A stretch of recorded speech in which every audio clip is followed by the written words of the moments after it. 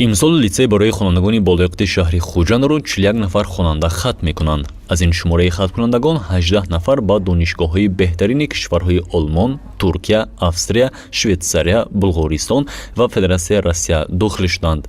11 нафари дигар барои дохилшавӣ ба факултетҳои донишгоҳи миллии Тоҷикистон ҳуҷҷатҳои худро супориданд. яъне аз 41 нафар хатмкунандагони литсей 30 нафари онҳо дар хориҷи кишвар, 11 нафар дар мамлакат таҳсили худро идома медиҳанд. Директори литсей ҳамаи муваффақияти хонандагонро аз заҳмати шабонарӯзии омӯзгорони литсей медонад, яъне бо ҷаҳду талоши омӯзгорон хонандагони ин муассиса соҳиби чунин грантҳои омӯзишӣ гардиданд.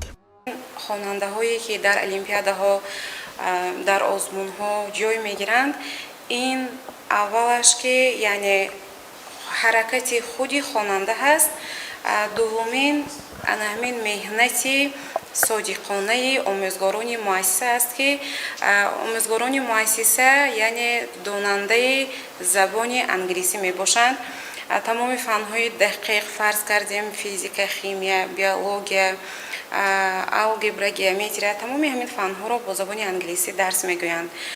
бино ба иттилои директори литсей дар партави дастуру ҳидоятҳои пешвои миллат муҳтарам Эмомалӣ Раҳмон, дар муассиса маҳфилҳои доиму амалкунандаи омӯзиши забонҳои англисӣ, чинӣ, русӣ, олмонӣ ва фаронсавиро тариқи ройгон ба роҳ мондааст ва ҳамрӯза хонандагон баъди дарси асосӣ ба омӯхтани ин забонҳо машғул мешаванд.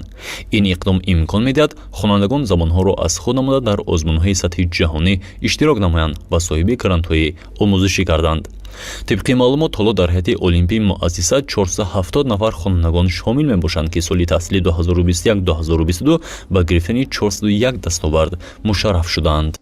хонандаҳо яъне ҳама рӯза дарсҳои асосии худро ҳатман мехонанд. боз як гурӯҳ, ҳамин гурӯҳи олимпия ҳаст ки омӯзгорон вобаста шудагӣ ҳастанд ва ҳар як омӯзгор вобаста ба фанни худаш хонандаро мегирад, омода мекунад, аз якумин давр мегузаранд, аз дуюмин давр мегузаранд. агар роҳхат гиранд ба давлатҳои хориҷия барои ҳамин олимпиадаҳои байналмилалӣ иштирок мекунанд.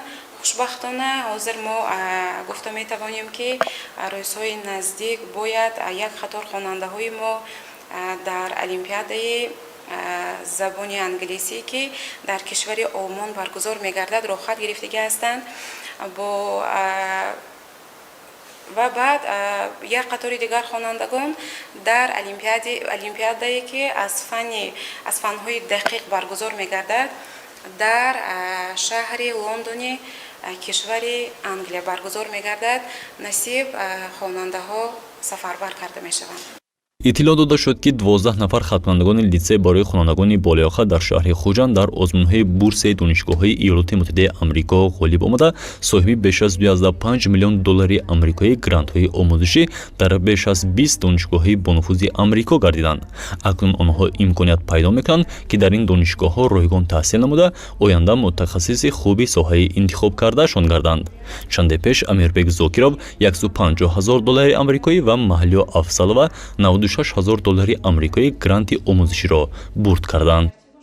ин озмунро ман аз мактаб фаҳмидам ки ҳамаи муаллимаҳон ва директор ҳам ба ман гуфтагӣ буданд инака ки ман оли синфи 10 будам.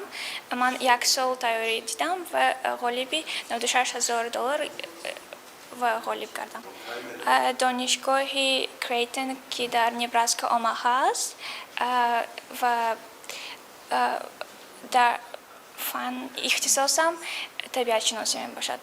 толи 5 сол аст ки ман дар ин литсей таҳсил мекунам ва тамоми дониши ки дар сатҳи забони англисӣ гузаштааст ман омӯхтам ва соли 5 декабри соли 2021 ба университети Волши штати Оҳайои шаҳри Акрон супоридам ва албатта санаи 5 марти соли 2022 мо аз тарафи университет донишгоҳи Волш хат омад ки ман ба он университет бо арзиши $150,000 гранти омӯзишӣ бурд кардам ва ба донишгоҳ дар муддати 4 сол ба таври ройгон таҳсил карда метавонистам.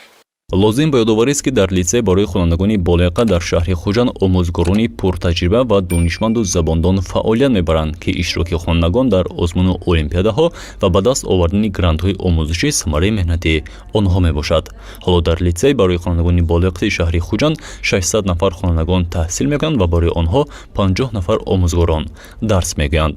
гузориши Шамсин Аврӯзов ва Субҳон Одилҷонов барои барномаи иттилоъоти имрӯз.